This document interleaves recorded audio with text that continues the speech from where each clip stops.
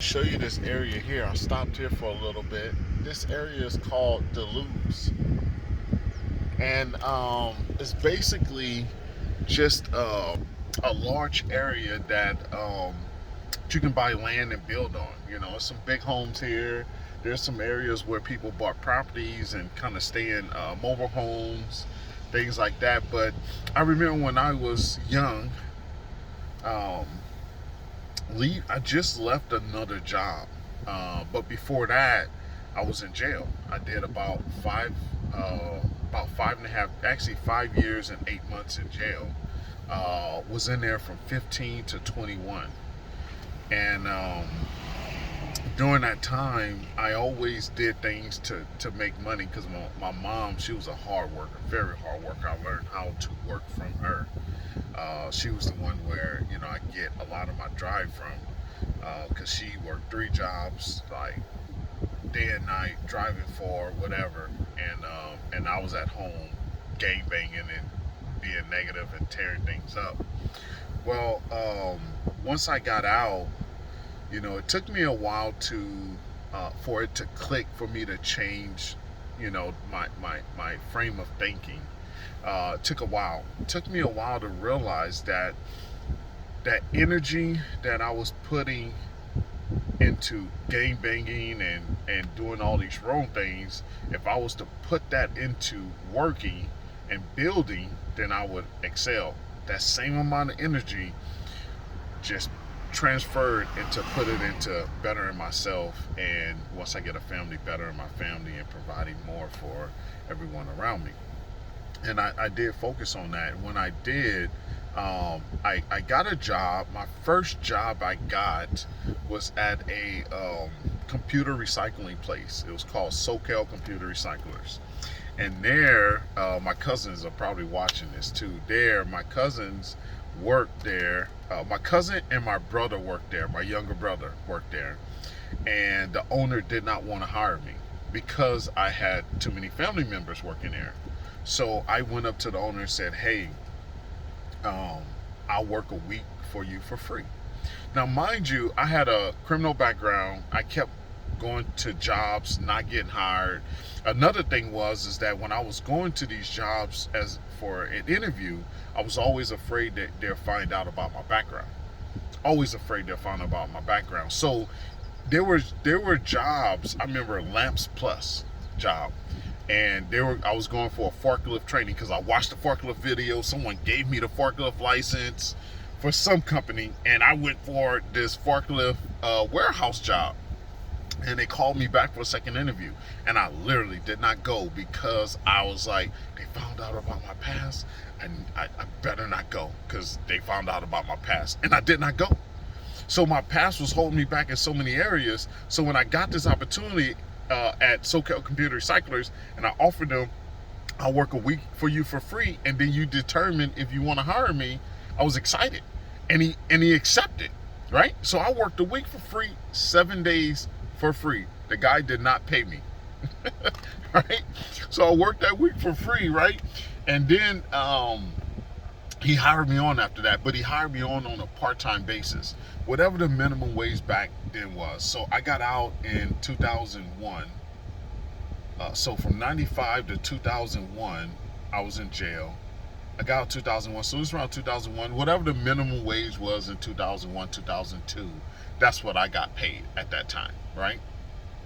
Well, I think it was like maybe 3 months into that. Now, mind you, I was catching the bus to and from work because my brother worked separate hours than me. He was like the manager or some supervisor there, so he worked earlier than me, and I worked part time. So I went in after he went in, and I stayed after he left. So I caught the bus home. And this was in LA, so I was worried about being hit up. I always had my story playing in my head. If someone hits me up, this is what I'm going to say. All this stuff, man. And eventually I moved from there, and and I realized I couldn't move up there anymore. I got the like warehouse manager, something supervisor, something. It was just a title, but not really a whole lot more money. I did make a little bit more and start moving up, but I realized I couldn't move up anymore. Had someone above me that just held down that spot and would not let anyone get up to him or past him. So I went and got another job that was like a multi-level type marketing deal that didn't work out because I didn't want to do door-to-door sales. And then I think it was like the Penny Saver. I seen an ad for a concrete company, and um, during that time, the company name was Creedart. The owner name was Joe Els, and he was a rough one. He was an old school concrete owner that yell at you, cuss you out, snatch the shovel away from you. If you ain't working with the shovel right, he'll show you, embarrass you, man, embarrass you, man. And I had a lot of Latinos that I was working with, basically the only black working there, and I had to work hard because those guys worked hard. Okay, and for a while, I just kind of played the motions and did whatever I could do just to get by, man. And we did a lot of work in this area here. This is where I did a lot of work, and I remember them telling me that um, you had to have a minimum of 5 acres to buy here to build here. And I was like, I thought that was amazing. And this area was a lot different from where I was at. And loved the area, loved the green, loved the setup, just loved the houses, I loved what everybody had, and I wanted it. And during that time, because I spent so many years in jail, all my teenage years in jail, when I got out, I used to drive. I used to drive from here and try to get lost to get back to the freeway. And I just fell in love with this place back then. And I told myself, you know what? One day I'm gonna buy a house here. So I said, one day I'm gonna buy a house here. One day I'm gonna live here. And it took a while. It took a long while. And I eventually bought here. But during the time that I was driving here, falling in love here, I worked as a laborer. And it took a while for it to click for me to say, hey, I want to own my own or get my license. It took a while for that to settle in and kick in. But once I learned the trade, I definitely started doing jobs on the side, started making extra money, and now I look back and you think about that past and it's like, man, you came so far, man. You've done so much, and now you're driving by the area that you first started in every day. I drive by this area every day. Every day. I've seen a few houses that we have actually built in this area here. Well, we didn't build the houses. We only did the foundation of that property. And yeah, it's crazy, and it's a beautiful area too. It's beautiful out here. But that's my story. So, for all you people that are out there that is like, oh, I got a criminal background. Oh, I don't have no skills. Oh, I can't. You can do it. I guarantee you can do it. But you have to focus. You have to be disciplined. You have to stop the foolishness. I had to. One of the things I did when it first started clicking to me. The first time it started clicking to me before I had my first son, CJ. CJ right now is he's 15 years old right now. He's 15. Before he was born, I was trying to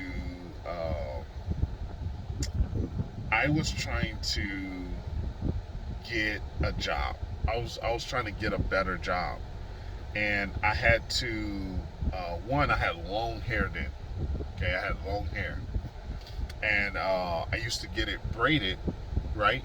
But see, when I got my hair braided and with my wide shoulders, I was very intimidating.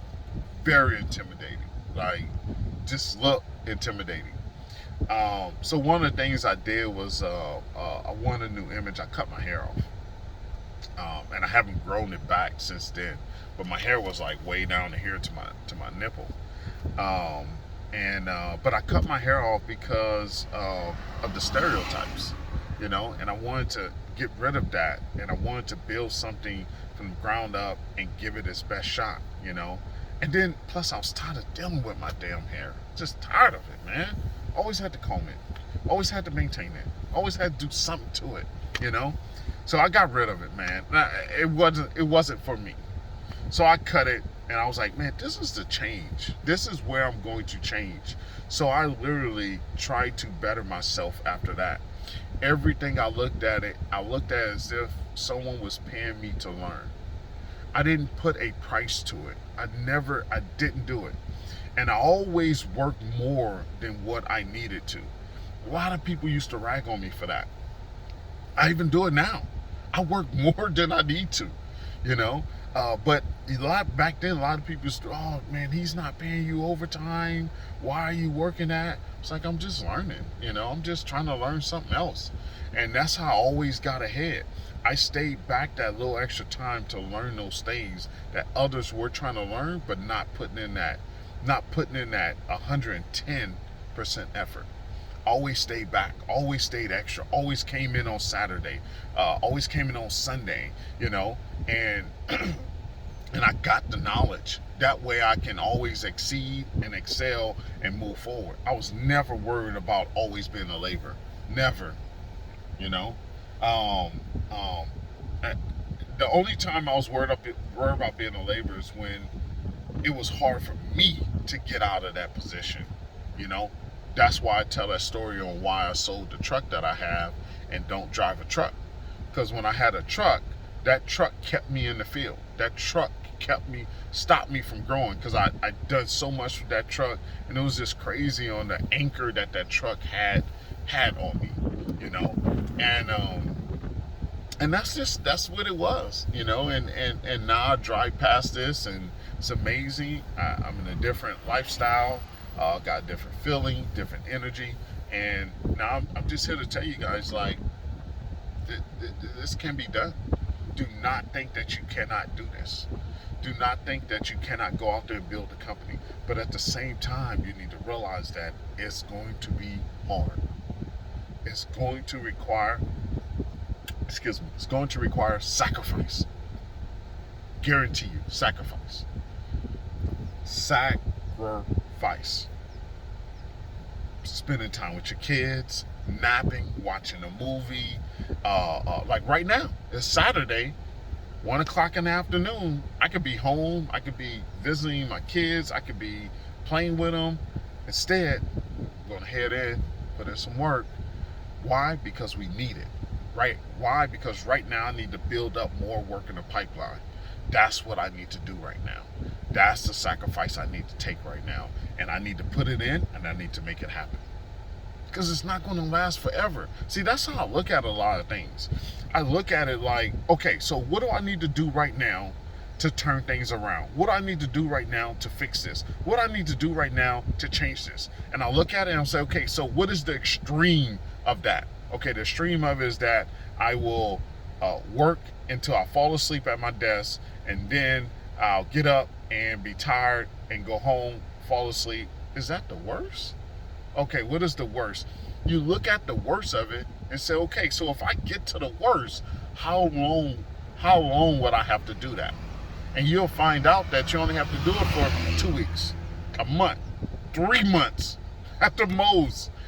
At the extreme, if you're going to go to the extreme, 150%, you know, you only have to go, if you apply yourself and you apply that amount of energy that you need to get, that you need to give to get where you need to go, you realize it's only for a short period of time. Like a friend of mine called me and was like, hey, oh man, I hate to ask you, man, but can you come pick me up at the airport? I get in at 1 o'clock or something like that, right? I was like, 1 o'clock, what, in the afternoon? He was like, no, 1 o'clock in the morning. I was like, oh yeah, bet, I'll pick you up. He was like, no, it ain't no problem. I was like, dude, it's not forever. It's just one day. He was like, yeah, it's just one day. I was like, so it's fine. He was like, oh, okay. So that's the thing, man, is that a lot of us get upset that we have to do these additional things, But when we realize we're only doing them for an hour, for a day, for 2 weeks, most 3 months, it's not going to last like that forever. So put in the work. Put in the hard work. Put it in. Work smart, work hard, however you want to phrase it. Get it done. Be disciplined in what you need to get done so you can get past that rock and move to the next phase. That's it. And that's what it's about. It's going above and beyond of what you normally do. Of what you normally do. Going above and beyond. You must do that. If you don't do that, then what are you going to do for yourself? Everything is not just going to come. Every opportunity that's for you is not going to come if you're not putting forth those efforts, right? Everybody say, hey, if it's not for me, then it's not for me.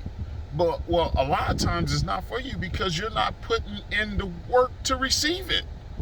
You can't go around sitting around watching TV and not doing what you need to be doing, not doing your due diligence, right? Not doing your duty and expect to get what you have coming. Expect to get what you should be getting. You're going to get.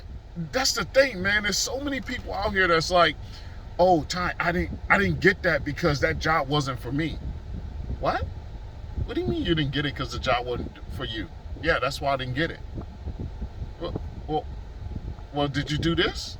No, I didn't do that. Well, did you do this? No, I didn't do that. Well, how about that little over there? Did you do that? No, I didn't do that. Well, you need to do 2 of those 3 to qualify for that. Just to qualify for it, you need to do those. That's why you didn't get it, because you didn't qualify for it. So put in the work, qualify yourself, make sure you're qualified. Make sure that you're qualified. My construction entrepreneurs, I could go on for this for a long time. I gotta go. I got a meeting at 2 with a friend of mine, someone I'm going to help out, and I'm going to catch you guys on the next one. Hustle hard, then hustle harder. Love you guys. Stay up. Share this with someone that needs to hear it. Save it. Make sure if you need to hear it, rewind it back, listen to it. I listen to it sometimes, not a whole lot, but a little bit. But hustle hard, then hustle harder. Catch you on the next one.